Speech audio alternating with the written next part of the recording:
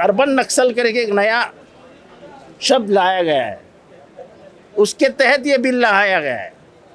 पर ये बिल लाते हुए उन्होंने लोगों की आज़ादी हाथ में लेने की कोशिश की है। ये लोगों को बोलने नहीं देंगे, इनके पॉलिसीज़ के खिलाफ बोलना नहीं है, इनके विचारधारा को विरोध नहीं कर सकते, तो फिर जीना काहे के लिए? जिस महाराष्ट्र में कर्मकांड को विरोध करने वाले पैदा हुए, इसलिए तो आज धर्म के दबाव के संकट से हम बाहर है। नक्सलवादी अर्बन नक्सल का नाम सामने करके महाराष्ट्र के जनता को, विरोधियों को, अपोजिशन को डराना चाहती है सरकार, और दहशत करके वो चुनाव जो है पार्लियामेंट का, वो चुनाव में महाराष्ट्र की जनता ने इनको आसमान बताया। ऐसे स्थिति में एक विरोधियों का, अपोजिशन का आवाज दबाकर ये चुनाव जीतना चाहते हैं। ये अर्बन नक्सल नाम का एक नया शब्द लाया गया है कुछ दिनों से, और इस बिल के तहत आप किसी को भी उठा ले जा सकते हैं।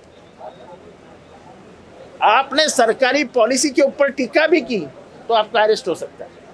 यानी करने का क्या?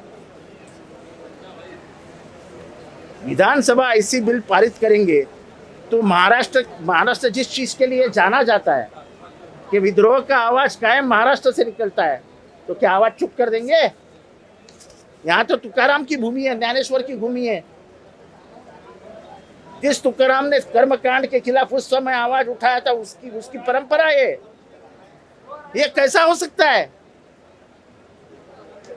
अर्बन नक्सल के तुम हजारों जवानों को अंदर डाल देंगे जो तुम्हारे विचारों के खिलाफ है। ये भय फैलाना है। किस शहर में माओवादियों के अड्डे हैं? किस शहर में स्लीपिंग सेल्स है? अरे जाओ ना, उड़ाओ ना उनको। हर आदमी को ये सिक्का मार के तुम अंदर डालने वाले हो। जो आदमी आपको लगता है कि अपने को इससे खतरा है ना, पॉलिटिकल खतरा है, उसको आप अंदर डाल दो। ये बिल उसके लिए लाया गया है। ये बिल दिखा रहा हूं। ऐसा है, वो राज्य क्या करते हो मुझे नहीं मालूम। मेरे राज्य में बोलने का अधिकार है, रहा है, और इस्तेमाल हजारों सालों से लोग करते आ रहे हैं। उस राज्य में भाषा बोलने के लिए पाबंदी, ये हम नहीं मानते। मैं तो खुला बिल आने के पहले मैं जनता के सामने ये बिल दे रहा हूं कि आखिर में ये लड़ाई सब जनता के दरबार में होगी। ये सरकार जो जोर जबरदस्ती कर रही है, ये 2 महीने के इलेक्शन के लिए कर रही है। किसी को भी उठाओ अंदर डाल दो, किसी को भी उठाओ अंदर डाल दो, और दिखाओ कि ये इधर गया था, इसकी दोस्ती इसके साथ है, चलो अंदर जाओ।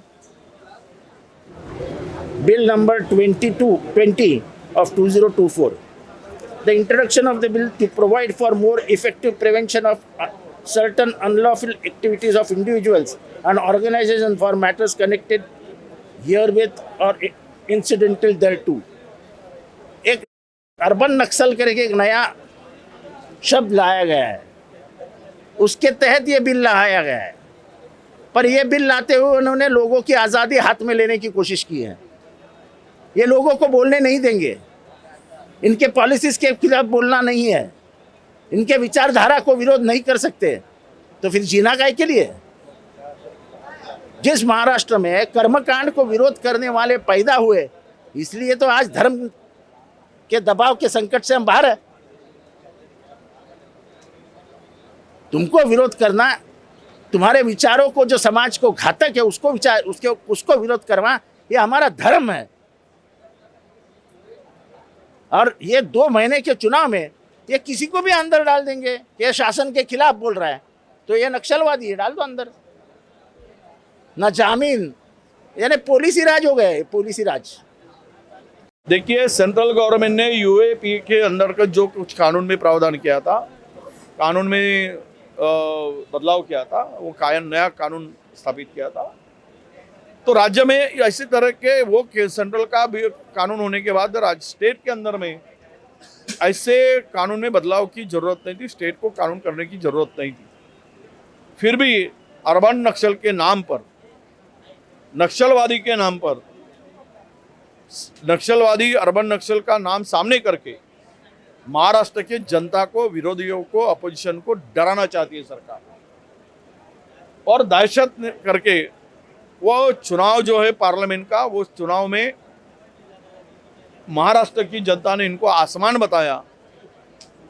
ऐसे स्थिति में एक विरोधियों का, अपोजिशन का आवाज दबाकर ये चुनाव जीतना चाहते हैं। ये बिल में जो प्रावधान किया गया है वो एक बदला ले सकते हैं किसी से भी, ऐसी स्थिति है। व्हाट्सएप में अगर कुछ पोस्ट आई तो भी आप 3 साल के लिए अंदर जाओगे। आपकी कोई संस्था का एक कोई सदस्य भी बात करता है तो उनके ऊपर कार्रवाई होगी।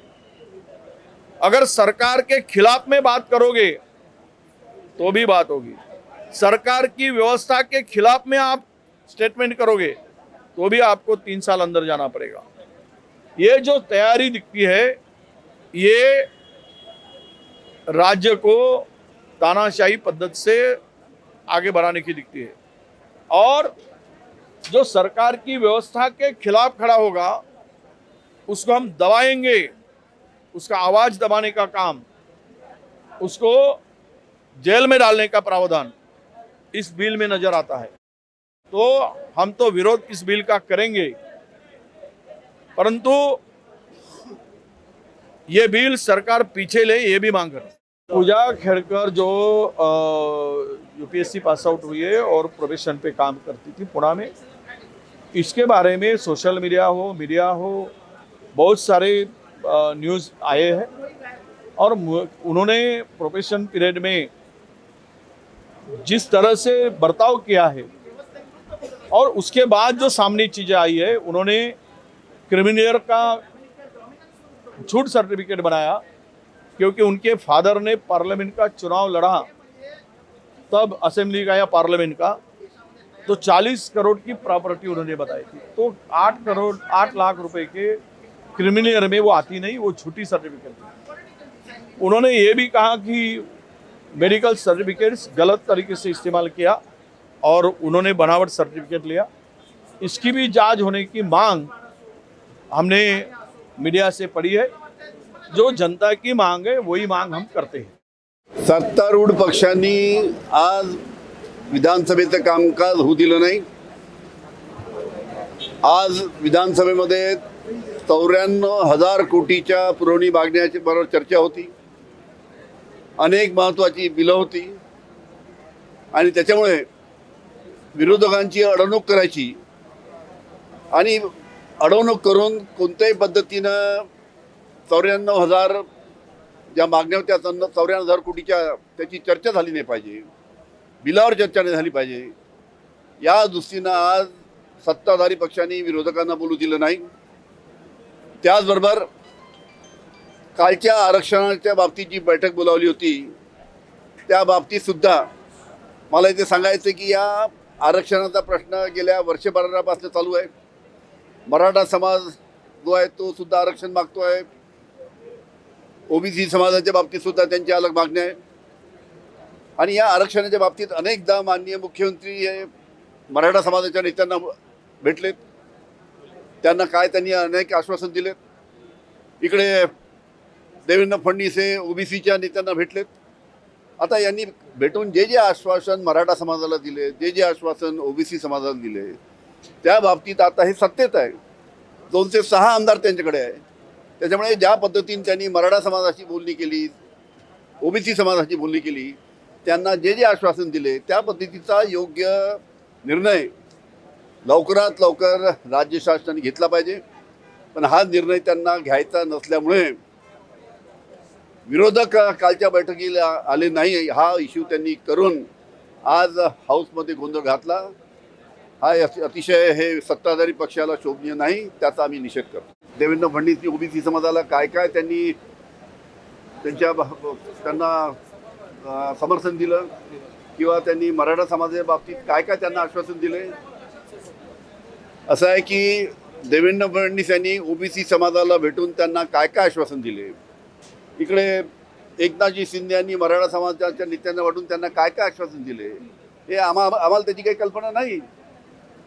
हे जेव्हा आश्वासन दिले त्यावेळी जर आमच्याशी चर्चा केली असती, पण अशा पद्धतीनं कोणत्या पद्धतीनं आम्हाला सुरुवातीला विश्वासात न घेता आता एका एक बैठकीला बोलावले. आम्ही त्यांना विचारलं की तुम्ही काय काय त्यांच्याशी बोलला, काय काय आश्वासन दिले मराठा समाजाला, काय काय आश्वासन दिले ओबीसी समाजाला, ते आम्हाला सांगा. ते सांगायला तयार नाही. आणि कालच्या बैठकीचा इश्यू करून त्यांना गोंधळ माजवण्याचा जो प्रयत्न केला. माझा एकच म्हणणं आहे की 206 आमदाराचं पाशवी बहुमत भारतीय जनता पार्टीकडे आहे, शासनाकडे आहे.